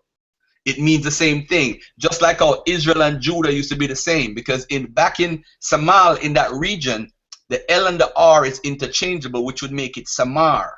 And we know Samar is the root to Samaria, which is in quote-unquote Israel, which is the capital. So we can even use that and say that there's a connection with that place called Israel today. Now, look at this, ladies and gentlemen. The inscription that they found for the Zinjerli inscription, by the way, Zincirli, is Zinjerli inscription. It shows a king list. And on the king list, one of the first king's names was the brother from GOCC that debated Shaka Amos, Gabar. Gabar was the first king. Now, how did Garfield get into all of this? Because the first inscription that mentions the term Judah was recorded to be Azariah. Azariah, people thought it was Azariah from the Bible. But Azariah from the Bible did not live in the timeline, and it wasn't referring to him. It was Tiglath-Pileser in the 8th century talking to the king in Aramean town called the Kingdom of Judah, or Kingdom of Samal, that he was ruling there, and he was asking for help because he had turned against the Assyrians. So when the people looked at the location, they saw it wasn't in the Neo-Hittite region. So they said, oh, it couldn't be the Azariah from the Bible. It had to be the Azariah from here. So the first reference to Judah in history, ladies and gentlemen, is this Judah. So now you might ask yourself, why is that? Because if Solomon was real and a real historic person, you're telling me not one person, and he was a friendly king, would mention here, this guy in Judah named Solomon. We have no reference to anybody mentioning Judah before the 8th century BC. And that is sad. I'm not saying that Judah never existed as a region or a place, but it wasn't as important until the 8th century BC because of the olive oil industry, and it was a trade route, and it was also a place where you could stay if you're going to fight people in Egypt or in Africa. It was a good location to set up, which the Persians used. So now, I've just shown evidence from the Zinjerli inscription and from Kilamua that there was a place called Yahudi, which means Judah. So to all those out there who are saying, Garfield, where's the evidence? Well, here, you have it right in front of you. You could talk, you could laugh, whatever. There was a Judah that existed. Now, let's move on from this. I'm going to prove another point. The people from Elephantine now that we have, the people from, let me say this real quickly. The Assyrians, what they would do is they would deport you from where you live to somewhere totally different. How did Judah in the south get their name? And why is Benjamin always attached to Judah? Think for a second, ladies and gentlemen. If I'm correct, which I've just shown, that there was a Judah in the north, Benjamin means, what does Benjamin mean, ladies and gentlemen? It means son of the south. And Judah is the south. So the Judah of the south is called the son of the south, and that's why in the Bible, Judah and Benjamin is always together. And these guys could be a witness to what I'm saying. They know what I'm saying is true. Judah and Benjamin is always together. So you have Judah of the south. If you look at history now, when did Judah start getting a large population? When the Assyrians started deporting the people from Syria and in the Neo-Hittite towns and these areas. Because remember when the 12 kings had battled Shalmaneser. So all these people were relocated. This is what the Assyrian deportation policy is about. They relocate you wherever you live to somewhere where they want to put you so you could watch. So I'm going to tell you guys, I'm going to touch on this. I'm going to let Ngozi come in. I'm going to touch on it later. The people in Elephantine came from here. And I'm going to provide evidence to show that they did not come from Judah. One, because they never wrote anything in Hebrew, and the people in Judah were writing in Hebrew, because we have tons of ostracons showing how they write in Hebrew. And next thing is, they spoke and wrote also in Sumero-Akkadian. Why would a Judean or Israelite write in Sumerian Akkadian in popular words like God, which they use? GWR. Why? Because they did not come from there. And even when they wrote a letter to the Israelite king, to the people in Israel, the Persian kings in 407 BC, the letter to Begos and the other letter to the governor in Israel, they didn't write to the priest. They asked for permission to build a temple. And they said that the temple in Elephantine was built from way before Cambyses was even king. So we know they came way before that. In fact, they came from way from 8th century BC. Why were they sent there? They were sent there by the Assyrians to watch the Egyptians, because they knew where they were going to go take next. The Assyrian did it as a strategy so that these informants could report and snitch on the Egyptians and say, hey, they have this amount of soldiers or what. All right. So Ngozi, Ngozi there? Ngozi, my brother. But you know, before we go into Ngozi, I just want to let everybody know we literally got 15 minutes left of the live show. So, but what I'm going to do, I'm going to try to extend the show a little bit further, because I know we've got people that want to call in and have their say. Now, I'm actually going to post the live link to the Facebook group Talk with the Titans. And I'm also going to actually attach it to the references. Just underneath the references in the description box, I'm going to attach a link there. So it's a first come first serve basis. We've literally only got 4 spaces left. If you want to have your say, we've got 4 spaces left to call in on. So I'm going to put that there very shortly. Before Ngozi go in, let me just point out some things and carefully. We have to be very careful when we're talking about the Bible, because a lot of people, this is what they depend on. We are not against your God per se. If you have a belief in a God, I'm not against your laws. But what I'm against is misinformation, and I'll repeat that again. I repeat that we're not against your God or your laws, but we're against misinformation. All right. So now let's look at Isaiah. Let's look at Daniel for a little bit and Nebuchadnezzar. And I'm going to prove a point real carefully. So the Amorites, the Arameans, and after the Arameans, we had the Assyrians that took over. The Assyrians took over between 900 and 626 BC. They are like the best chronology you could ever find in history. If you're going to study history in that time period, Assyrian chronology is like close to none. There's none close to it. So we look at the Assyrian chronology right now, right? We look at them taking over. And what they took over is, they took over Israel, they took over the Levant, they took over, they defeated Egypt in certain parts, in certain time period, and they put a king in their place, right, to represent. So now we had all these kings, and they were stretched out. So now that we have the Assyrians stretched out, Nebuchadnezzar came into power. So Nebuchadnezzar was fighting at Carchemish. He was fighting with the Egyptians, right? This is a true story that's in the Bible. And I have to acknowledge a true story, because there's not many that's true in the Bible. So now we have a story where the Egyptians lost. The Egyptians did lose. And now we have a story now where the Egyptians recorded that they lost, and the Babylonians recorded that they beat them. So we have 2 confirmations outside the Bible to reference that, hey, this did happen. So now the Egyptians went back to Egypt, because Carchemish is nearer to Mesopotamia. All right. In 3 more years, Nebuchadnezzar took over. When Nebuchadnezzar took over, he tried to invade Egypt. He lost the battle. He said it. They said it in their own writings. Egypt said in their own writings. We are confirmed with 2 references. Now, Nebuchadnezzar went to Tyre in the 570s. He went in there in the 570s, and when he went in there in the 570s, guess what happened now? He tried to 560s, by the way, in the 37th year. He tried to help an ex-Egyptian king to defeat Amasis II, or Amos II, and he lost. The guy defeated him, beat him up badly, right? Beat up the Nebuchadnezzar. So now in the Bible, in Jeremiah 43:11, it talks about how Nebuchadnezzar was going to defeat Egypt and walk all over them, destroy their property and their temples. It never happened.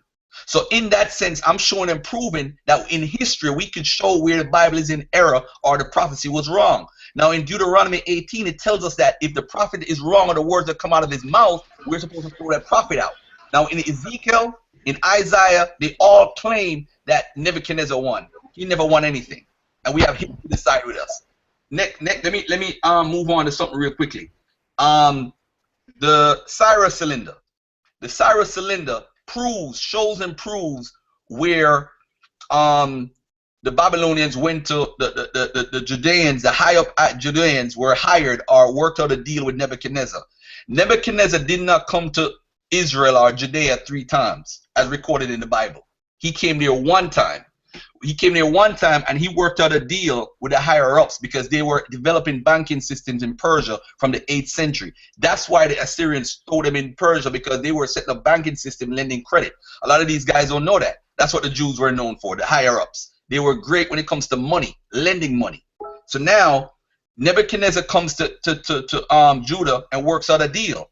Say, I will give you land if you come to my country and help me build it up. So these people go to his land, and guess what, Kalam? Guess what the town is called where the people set up at? Just take a wild guess. Just take a wild guess. Judah. It's called Judah. Now you tell me, Kalam, I left from Africa, our people. Not one time did the Americans say to us, set up a land over here in Mississippi and call it Africa. Wouldn't that tell us that there was some sort of side deal or something done for them to earn the right to have a town called Judah? No enemy is going to give you a town so you could live in prosperously. And also say, here what, Kalam, I'm going to make you a senator. Since you're a slave, I'm going to make you a senator and make you vice president. No smart slave owner is going to do that. Have his slave come in and rule. So I'm telling you people, the truth of the matter is Nebuchadnezzar did not enslave you guys. And in fact, I could bring up evidence right now. I could bring it up on my screen showing the actual text where the Jews are writing, recording their history in Babylon, saying that they own slaves. They themselves own slaves in Judah town. They themselves. So we know that they were slave owners themselves. So now the next thing is, as far as the return. Before you go on the return, let me just quickly cut you right there. Before you go on the return, I want to let everybody know, you know what, I've posted the link down below in the description box. Literally read down below. It tells you to support us via Patreon. It gives you the Facebook and the Google groups that we're part of. And if you go right down underneath the references that's there, you will find join the panel with Team Osiris. Already a few people have joined already. And when you do join in, please put your mic on mute until we invite you in to speak. And for those of you that don't actually know anything about Titans TV and this particular platform called Talk with the Titans, Talk with the Titans was birthed out of the idea that the intellectual giants of the community should have a well-organized platform to present, discuss, and debate critical information affecting our community, proposed by you, our audience members, our community. So in that being said, if you haven't already subscribed, hit the subscribe button down below. We have great guests such as Red Pill joining us, Team Osiris joining us, Alman Ross Squad joining us, Shaka Ahmos joining us, Gorilla Hebrew, you know what, so many different people. Gano Grills, if I haven't said him already, Gano Grills, who's actually down in the UK, had a phenomenal seminar yesterday. I was chilling with him for literally the whole day. I'm tired right now. I go back late. So, you know what, join the panel and you can have your say. I can see the panel now is filled up. Please hit the mute button as soon as you join. Otherwise, I will be evacuating you from the room. So hit the mute button. All right, Brother Garfield, keep on going in. Yeah, Nebuchadnezzar. We have to open up the lines very shortly as we're running late. All right, cool. Just give me a hand signal. All right, just give me a hand signal. I'm looking at you. Nebuchadnezzar, and the reason why I'm bringing up Nebuchadnezzar is because Nebuchadnezzar is known to destroy the temple. If you are recruiting people right now, you have America that's recruiting people in India and Pakistan to come here as computer technicians and giving them visas. If I'm going to recruit the people in India and Pakistan, would I go over there and destroy their mosque and their family's mosque And so why would Nebuchadnezzar destroy Jerusalem temple? What was his motive?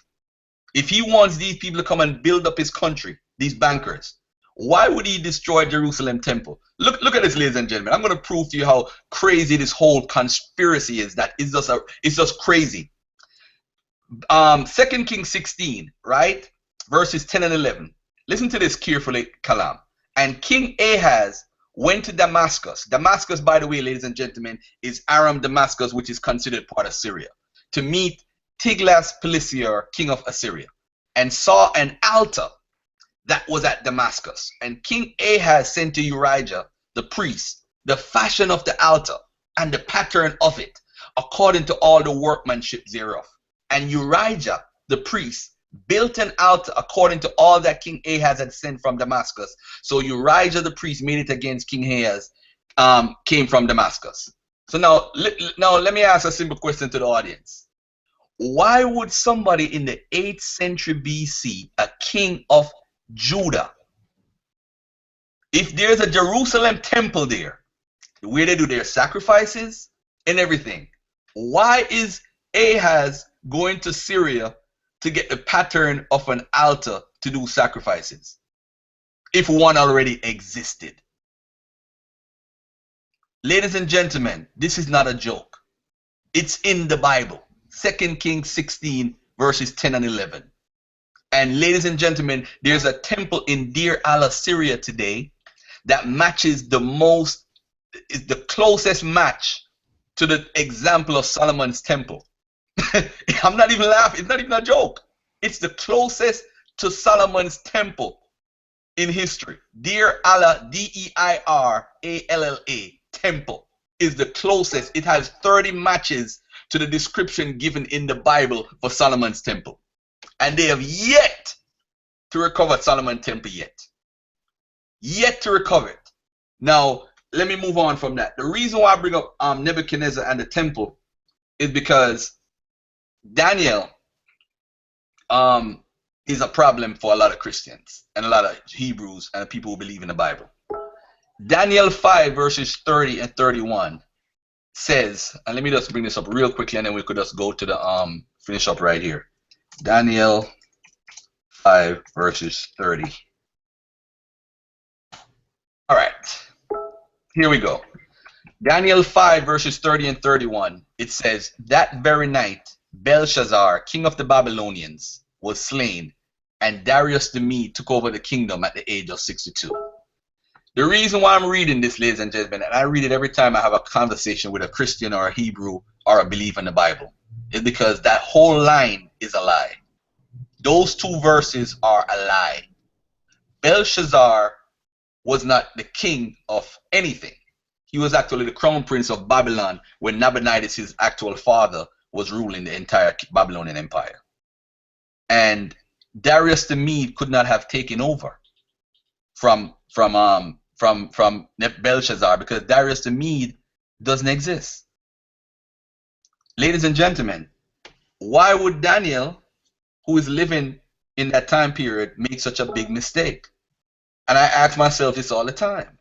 But if I'm writing a story, me and Kalam is writing a story 50 years from now, and Kalam says to me, President Obama was the president after Ronald Reagan, and Bill Clinton was the president after George Bush, and then the next president was Hillary Clinton, we gonna say that you guys not gonna believe us. You're gonna say you guys never lived in the 90s or the 2000s because you don't know what you're talking about. That's like me saying Margaret Thatcher, what's her name? Margaret Thatcher was the president 2008 to 2018.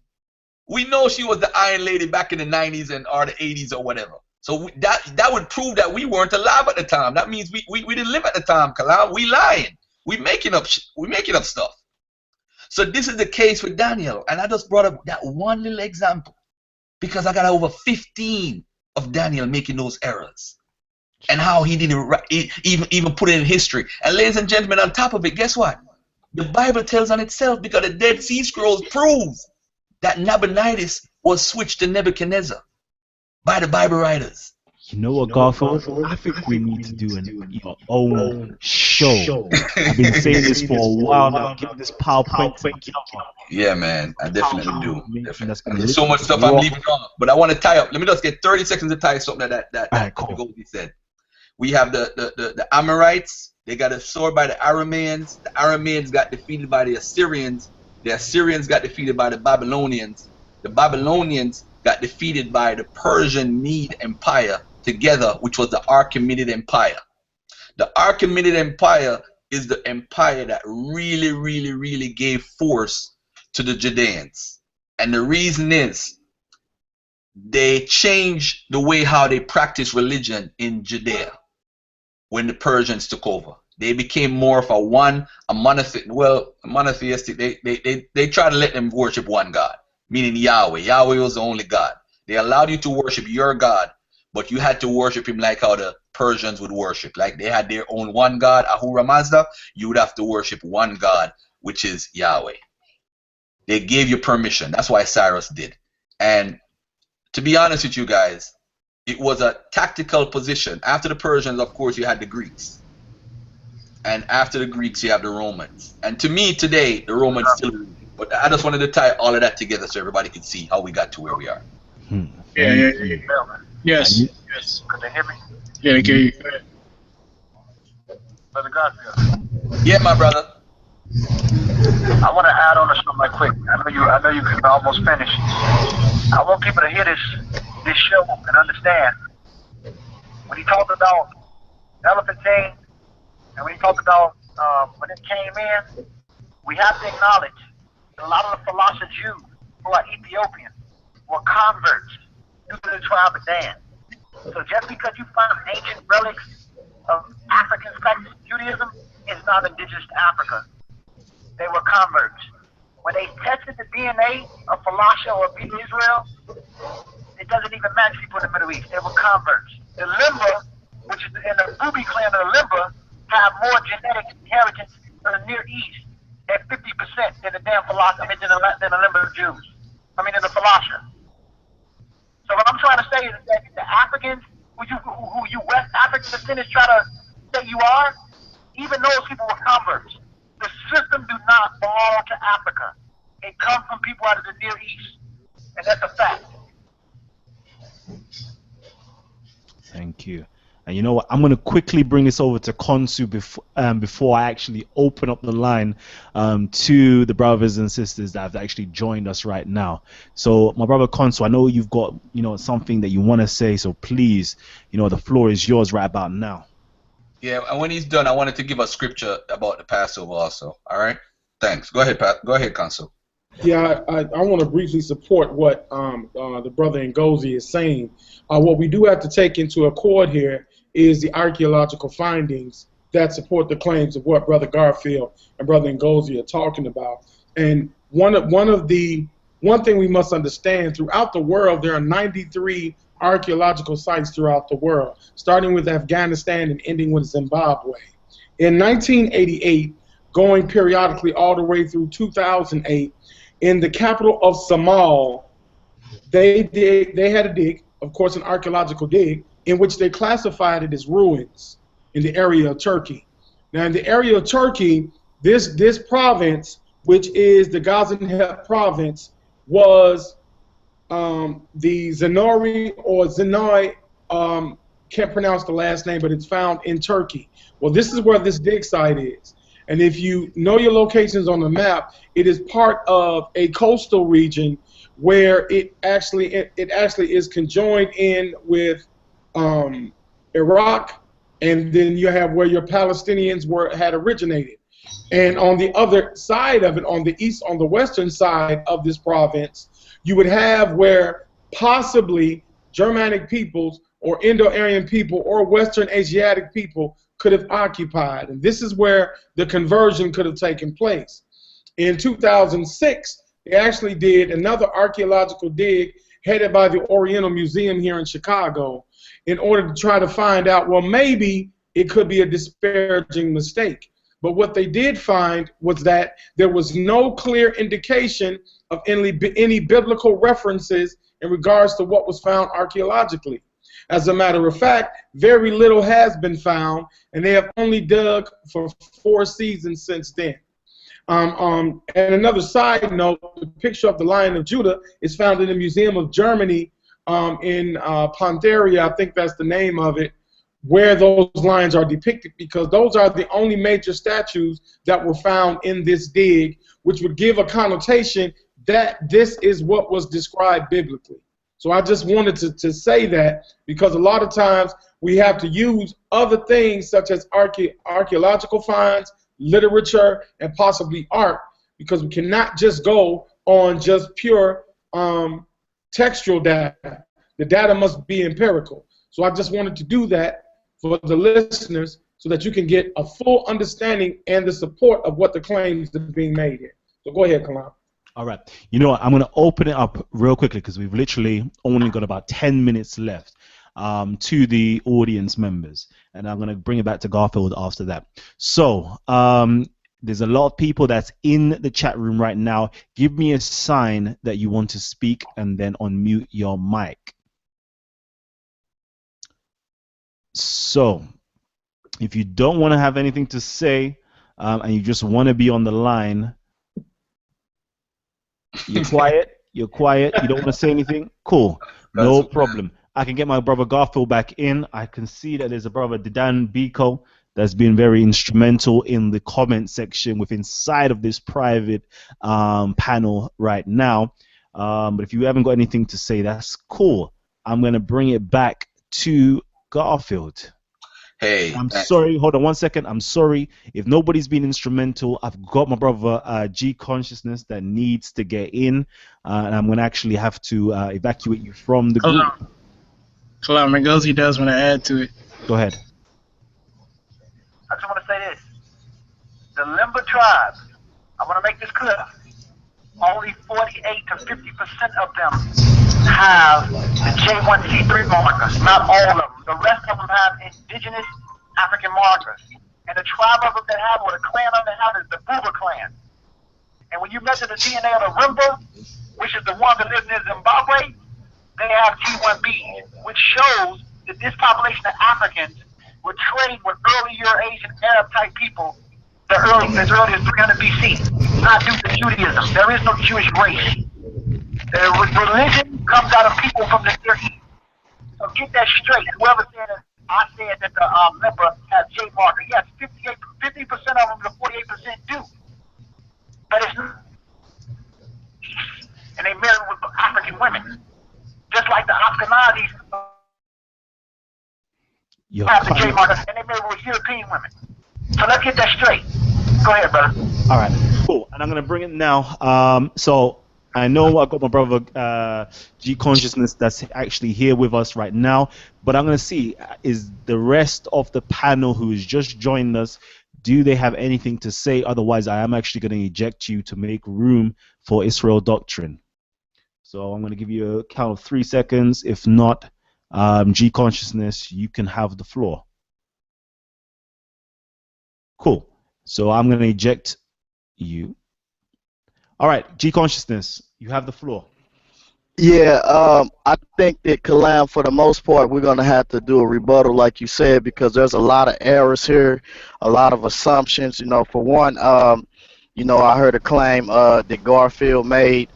He said that dealing with that these people are actually children of Canaanites and Amorites, and then they put pictures up of Amorites, which we know that most Egyptologists agree that those pictures that we see are not Amorites. You know what I'm saying? And we did with Hexus, and there is no, number one is I'm gonna need them to substantiate or find some type of bones that can say these were Amorites, or some type of tangible evidence, or what are they calibrating this to say that these was actually Amorites? Because we know that ancient cultures basically ancient cultures, they ran by clans and whatever their tongues was, and if they communicated properly with each other, they could understand each other. That's who they ran with, and they went by clans. And so when they went by clans, then clans became basically borders and boundaries until you get to civilizations. So it was a lot of errors, and there's so much stuff that they said tonight. One of the things he talked about, he said the Passover.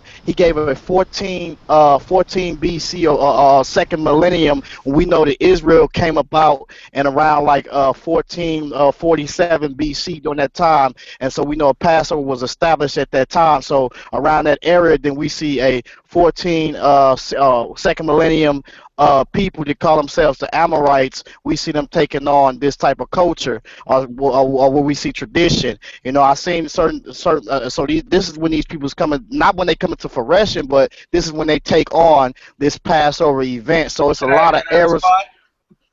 Well, okay, that's cool. It's a lot. You're saying a lot of stuff. Yeah, there's a lot of errors in here, and like I say, Kalam, when you get the time, man, we need to sit down and clean up a lot of the mess. We need to deal with molecular clocks, because I hear Ngozi on here screaming out thousands of years, 60,000, 70,000 years. That has to get cleaned up, because number one, we want to know what is he calibrating that to. We're going to deal with the geologic column, the geologic time scale, also molecular clocks we're going to deal with, because what he's talking about. Kalam, one second. Kalam, we're not going to do anything because you're not a scientist. You don't know nothing about science. You're a pseudo. And I'm not giving you no spotlight. And Kalam, I don't know, you shouldn't even have these clowns on here. They don't even deserve to talk to Team Osiris at all. These people want spotlight. They want spotlight. You don't even know what you're talking. Hold on. Okay, hold on, Laurent. You know what? None of them dicks, because I'm telling you, let me just say this, Kalam. Those cats is trying to catch a Kodak moment. It ain't nothing to talk about. You're not going to get the spotlight from no Osiris member. That's crazy. You're talking about genetic. You ain't got been to school for this stuff. You don't know what you're talking about. And even if you want to deal with so-called carbon dating, it still goes back only 60,000 to 50,000, which still predates your biblical mythology. Hey, let me say something real quickly. Hold on, Ngozi. Is it cool if I finish, actually? No, let me respond. Hold on, brother. Let's respond to what you said, and just to prove that he's being dishonest. Because you know what I said, though. I said that the Zukru festival, we have the Emar text from the 1400s BC, right? And I said that the Mari text from 1900 BC confirms it with the Amorites from 1900 BC. So why would he come here and say, oh, because we know the date is 1446, and I'm going to prove something else. Let me read something right here, real quickly. Josiah restored the Passover, 2 Kings 23, 22, and 23. Listen to this, Kalam. Surely such a Passover had not been celebrated from the days of the judges who judged Israel, nor in all the days of the kings of Israel and of the kings of Judah. But in the 18th year, King Josiah, this Passover was observed to the Lord in Jerusalem. So now you could take that any way you want. But how could the Amorites get Passover if nobody was celebrating it publicly? Your own Bible said that. Bam! What more you want? The next thing. Hold on. Let me show you the Mari text. I'm gonna put it in the side chat for you to put it there. The Mari text saying that talking about the Zuku festival, which predates it. All right. The next thing is we can't allow people to come and just give half information to try to get a shine like what what's his name said, because I know he heard me say 1900 BC. I know he knew I said that, but yet still he came and mentioned when I said the Mari text, the Emar text was 14th century BC. But I also said the Mari text was 19th century BC. Why did you leave that part out? That's not being genuine, man. We got to be genuine. Israel doctrine, you got a question? Let's go, man. Hold on. Real quickly, I have to actually give it up to my brother Laurent G. Consciousness, because he's the only Hebrew that has the gall, has the balls to actually come on into the den of lions right about now. This is Team Osiris on the horizon, and actually ask a question. Every single Hebrew is running scared at the moment. I've opened up the chat room for the Hebrews, and so far I had to eject about 3 different Hebrews because none of them wanted to actually speak on the mic. You know what? I'm going to open it up now to Israel Doctrine. I want to hear what he has to say. And definitely, we're going to actually have a part 2 to this show where we can have the Hebrews have their say regarding the matters that Team Osiris has been raising up for the last week or so. Go on, Israel Doctrine. Peace, everybody. Y'all know this Tuesday night at 6 p.m. I'm dealing with Harry Rosenberg, the man that hating the debate. So y'all talking about Jewish issues over here. Jews, I guess y'all doing it to address the upcoming debate. I don't. What are y'all doing and why y'all doing it? If y'all can please. Okay, we're not going to get sidetracked right about now, but thank you, Israel Doctrine. So if anybody has any questions, any Hebrews that has any questions regarding what has been going on, what has literally been explained today, please call in. The link is below, and I will allow you in. We've got literally a few more minutes left. You know what? I got my brother Dedan Biko. He's got a question here where he says, what is the difference between the Ashkenazic and the Sephardic Jews in their opinion? One was in Spain, one was in Germany. That's it. One was in Spain, That's one was it. in Germany.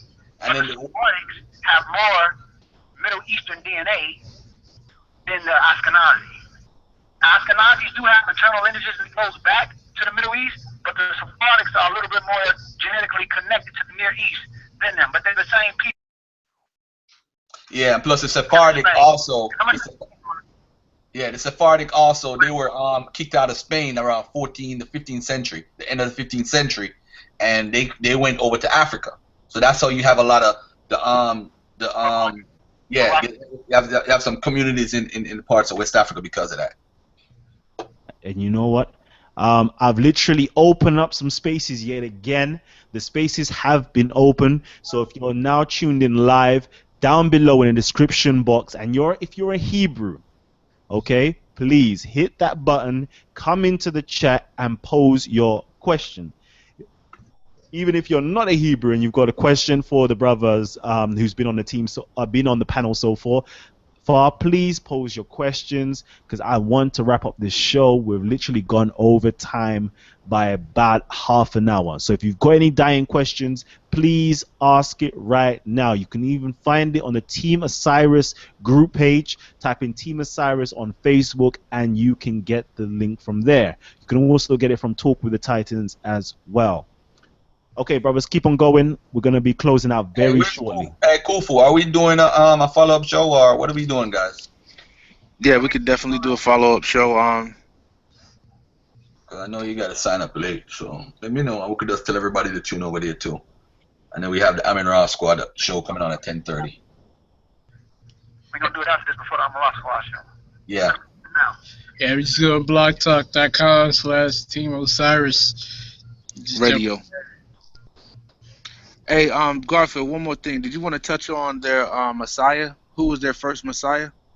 Oh, you mean Cyrus? Cyrus is called anointed in the Bible. But I wanted to touch on something real closely to that. Isaiah 7:14 is what a lot of people like to use to talk about that's the future, Jesus and all that stuff, because he was born of a virgin. But if you read the story of the tale that they're telling, you could tell that the story is a lie before you even get to the fact that they're talking about a virgin.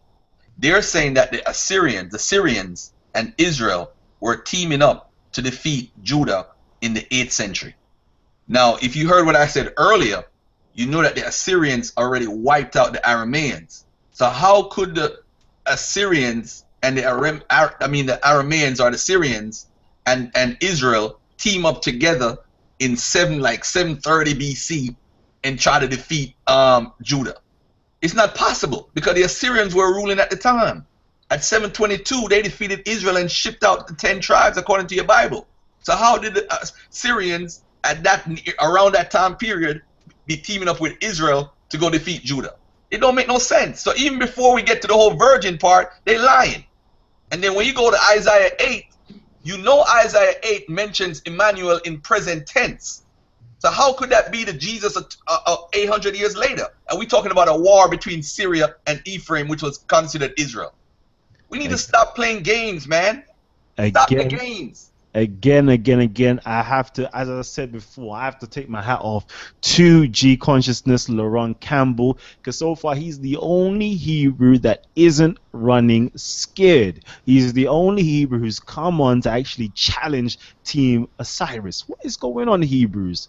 You know, I could see you talking the tough talk with inside of the comment section, the live chat right now, but you're just not coming in. We've left you the link to join us, and we're going to be closing out real shortly. All right. Hey, Kalam, can I say this real quick? You mind if I say this real quick? Go ahead. No, we don't want to hear you. I think the reason why a lot of the guys are not coming in here is because of what these guys are doing right now. You know, they're not gonna come in here like they. Okay. All right. So my brothers, I'm gonna actually have to sign out very shortly. So if you've got any last words, Team Osiris on the horizon, if you've got any last words, please let it be known right about now. You gotta understand too, you know, some of these dudes, they just want to get shine off Team Osiris. So they call our names in public, disrespect us. We don't mind, because the more you talk about us, negative or positive, the more people going to try to find out who we are. And by listening to me right now, a lot of Hebrews are scared because I'm touching on history that touches near to their heart. Again, believe in your God, follow your laws, but don't come at us with no misinformation. It's a wrap. So, Team Osiris, do you have any last words to sign out?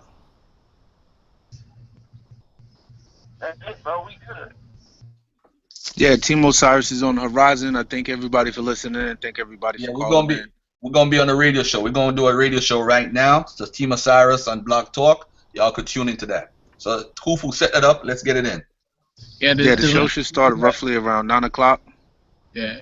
Yeah. We'll put the link in Talk of the Titans, blogtalk.com/Team Osiris. That's right. Support Team Osiris, my people. Support Armin Ross Squad as well. I know they've got their show on today. All right. So you know what? If you haven't already hit the subscribe button, please do hit the subscribe button down below. Stay in tune for all of the great shows that we've got coming up. Of course, we're going to let the Hebrews have their say. We're going to have a show coming up later on this week where the Hebrews can actually have their say and rebuttal anything that Team Osiris has brought up so far. I know it's going to be very difficult because how many Hebrews are actually qualified to give or to expound upon genetics? How many Hebrews are qualified to expound upon archaeology? How many Hebrews are qualified to expound upon linguistics? This is the power of Team Osiris. Okay, Team Osiris is an academic group. They don't care about your beliefs. What they care about is right information and misinformation. Because as my brother Ankh says, a well-organized lie defeats a disorganized truth every time. Ooh-wee. So you know what? Get your truth in order and come up against the Titans. You know what? I've been Kalam L, and this has been a show with Team Osiris members, Ngozi, Melvin, Khonsu, Khufu, Garfield, you know what, and the beautiful sister from Team Osset, Courtney herself.